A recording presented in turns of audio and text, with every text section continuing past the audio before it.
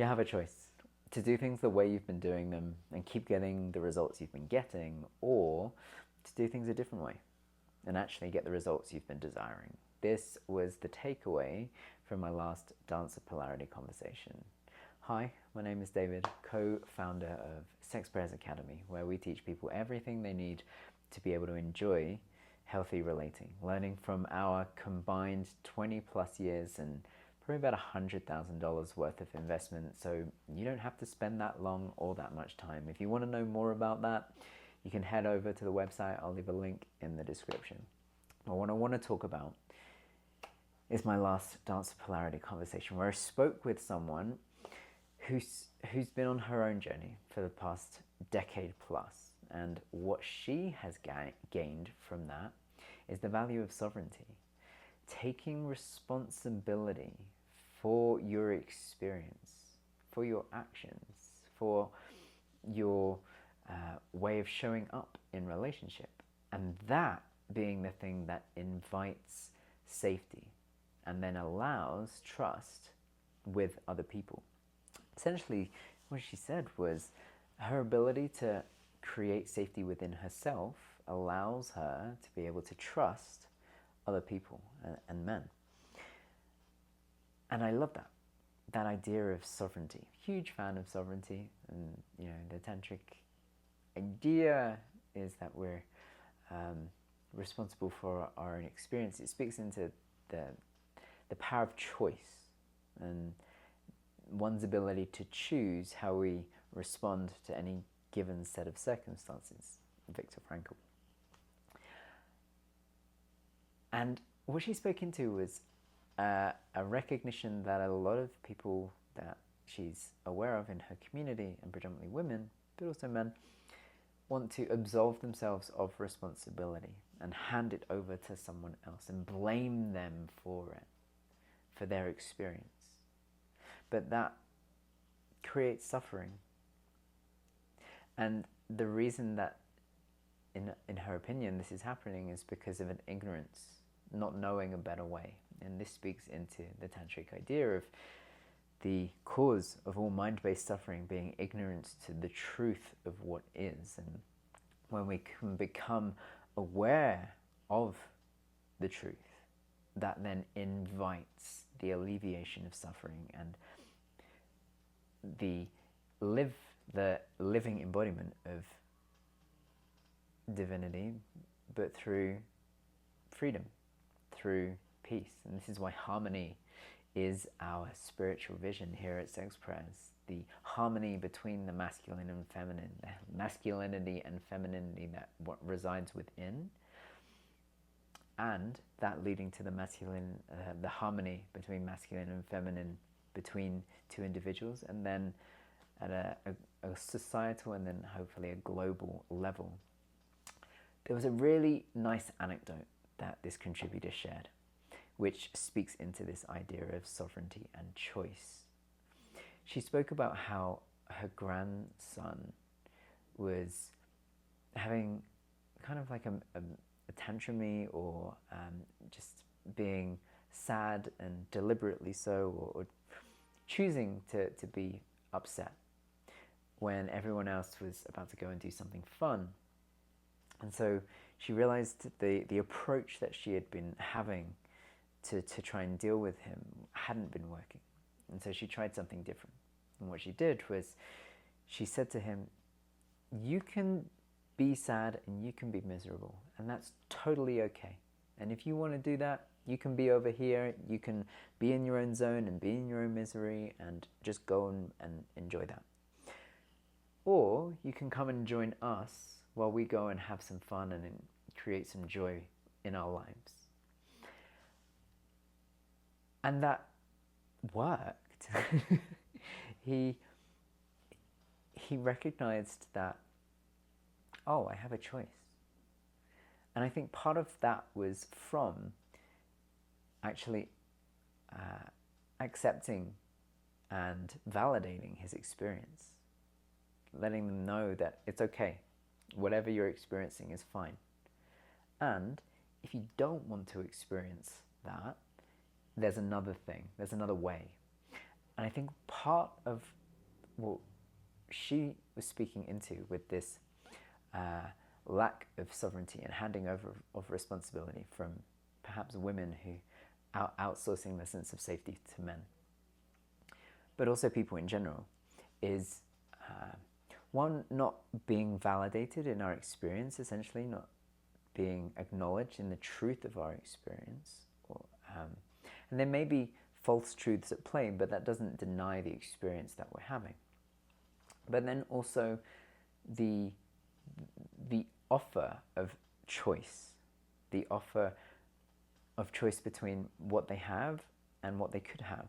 But then there's a third component, which I'm only just recognizing and didn't recognize in the conversation, was that there was a path. There was the education of how to have something different. Not just the recognition and the indication that different was possible, but actually how to get it. It's like, hey, if you don't want this, here's how to have something different. And I think this is super important. It's why, we have this Pillars to Partnership program, where we take everything that we've learned in the 20 plus years of our experience on our journey of love individually, and the $100,000 plus that we've spent individually on our journey, and condensed it down into a 6-month program so that other people don't have to go through the pain and the suffering and the mistakes and the time, but they can be given a path of how to actually get from where they are to where they want to be. Because that's often missing. It's one thing to know that different is possible. It's another thing to know how to actually get there. Say you have a point A and a point B. And part of the challenge of getting from one to the other is the things that are in the way and knowing the path to navigate through to get them. It's a letting go of the past and a taking on of new ideas. And that can be challenging for a lot of us. It's why it's the first pillar in the Pillars to Partnership program. This idea, pillar 1 of truth. Getting to the truth of who we are. In tantric studies, we become overly identified with our ego, our false narrative, the structure of who we consider ourselves to be, the story we've created of ourselves that gets to interact with the world and navigate life. But once we delayer all of that, go through all of the stories, all of the samskara, the mental and emotional scars that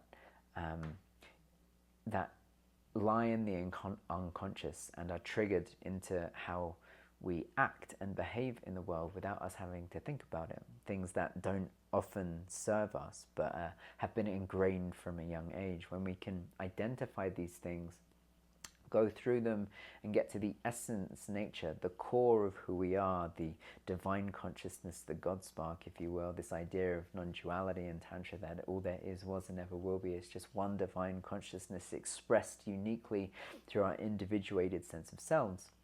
Once we can get back to that, understanding that we are just waves in the ocean of consciousness, that we are just different expressions of the one divine.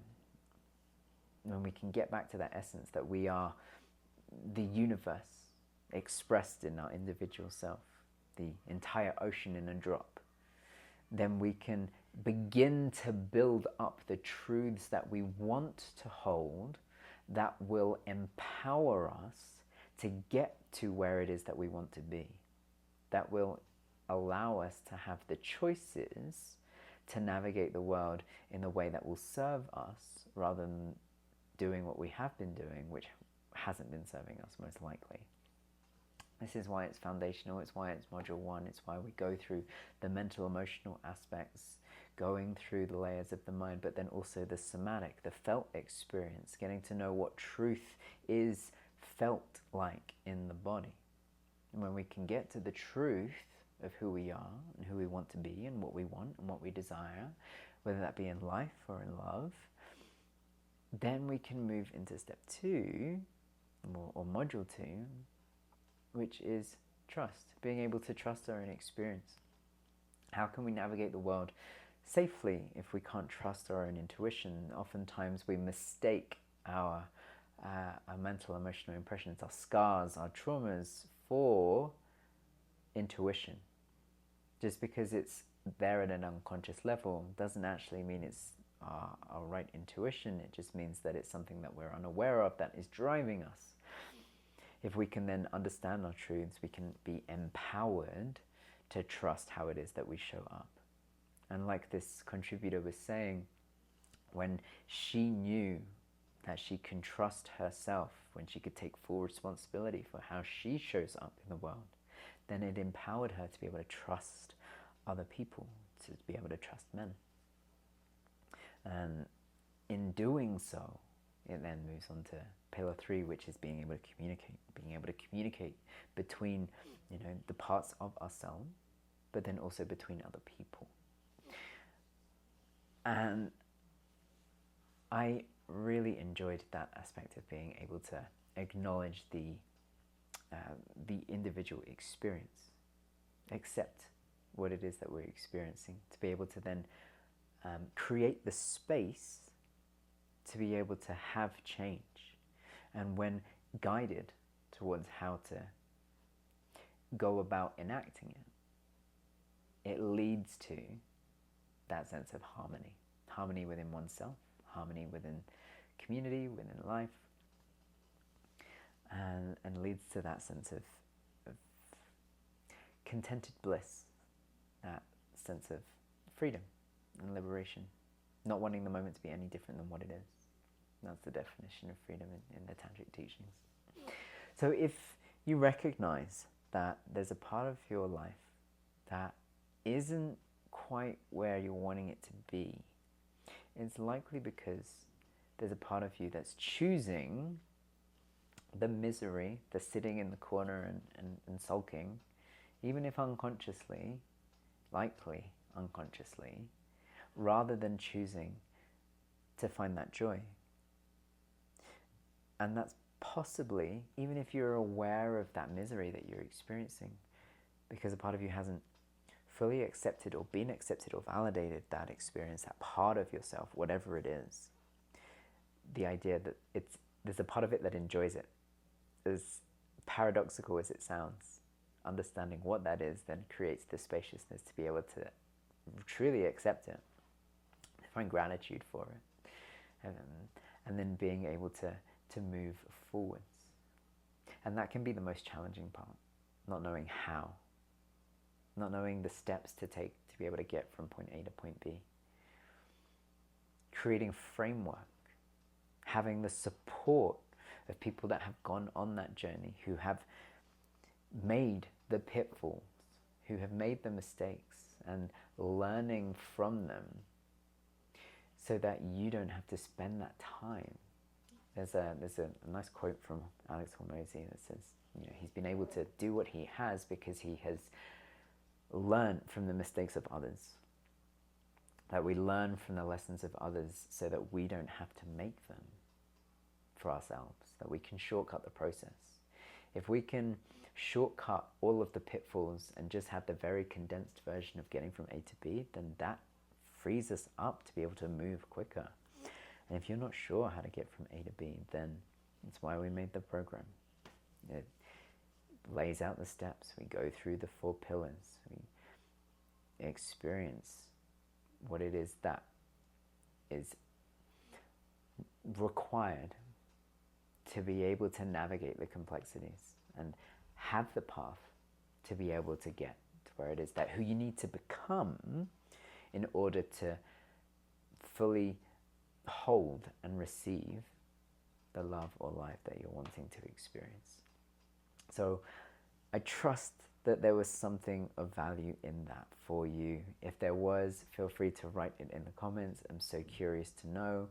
If you want to learn more about the Pillars to Partnership program, if you're ready to stop being in the corner and sulking, but you don't know how to step out of it and move forwards, then an invitation to go and check out the program. where we can take you on that journey over 6 months, so that it doesn't have to take the 10 years that it does for a lot of us. And if you're open to contributing to the project of women's safety, if that's something that is important and valuable to you, then as many conversations that I can have with people that bridges the gap and expands not just mine, not just their, but our collective consciousness, can only be a good thing in creating harmony, that spiritual vision that we are holding, not just for ourselves, not just for you, but for us as a collective. So I look forward to hearing from you, and tune in soon for more.